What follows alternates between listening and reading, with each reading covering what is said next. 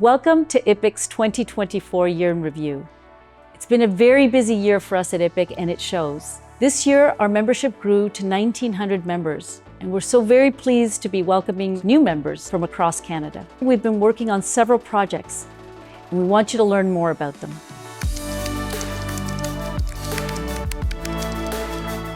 Well, I'm really excited about our new strategic plan that'll be in place for the next 3 years. The first pillar is IPIC as the voice of the IP profession.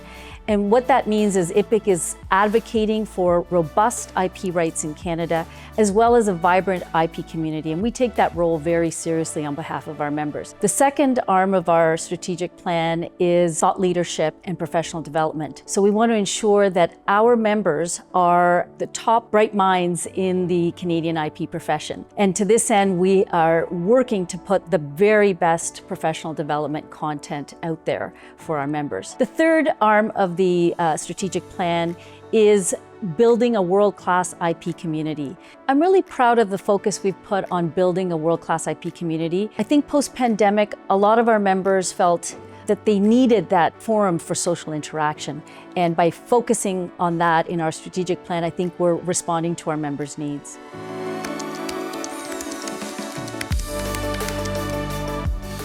After finally being able to secure agent privilege with amendments to the Patent and Trademark Act in 2016, we had the Sandoz versus Janssen decision that called into question the full scope of agent privilege. IPIC has been lobbying very hard to get some statutory clarity on the scope of agent privilege. So one thing we have to keep in mind is that agent privilege is a bit of a misnomer. The privilege isn't for the agents, it's the client's privilege. It's the ability of the client to keep its discussions with its patent or trademark professionals under a cloak of privilege. We've met with government, members of parliament, various organizations, industry groups, in addition to foreign associations, all to try to raise awareness that we need statutory clarity on the scope of agent privilege in Canada. SPAT has been very instrumental in collaborating with IPIC on the agent privilege issue.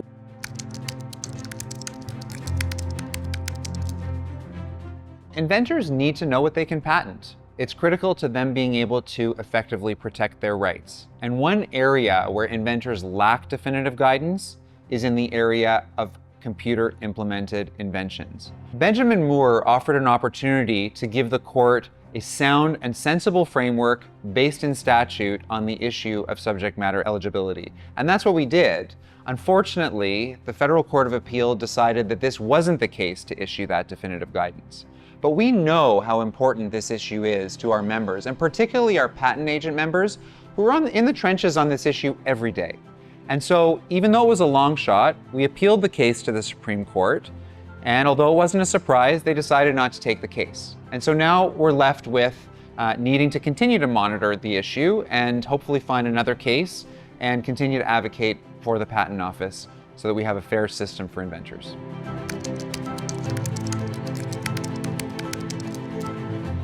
Equity, diversity, and inclusivity is important in any profession, and the IP profession is no exception. If you recall, EDI was one of the pillars of our last strategic plan. It is something that IPIC takes very seriously, and we should take very seriously because we want our profession to be as broad, as diverse as possible, and there's strength in that. So one of the things that came out from our EDI survey is that the Indigenous community is not very well represented in the IP profession. We've partnered with Inspire, which is a charitable organization that helps Indigenous students. And this year, IPIC was able to fund 3 students, one from Saskatchewan, one from Manitoba, and one from Newfoundland, who are pursuing careers in STEM. We were able to provide bursaries for those students.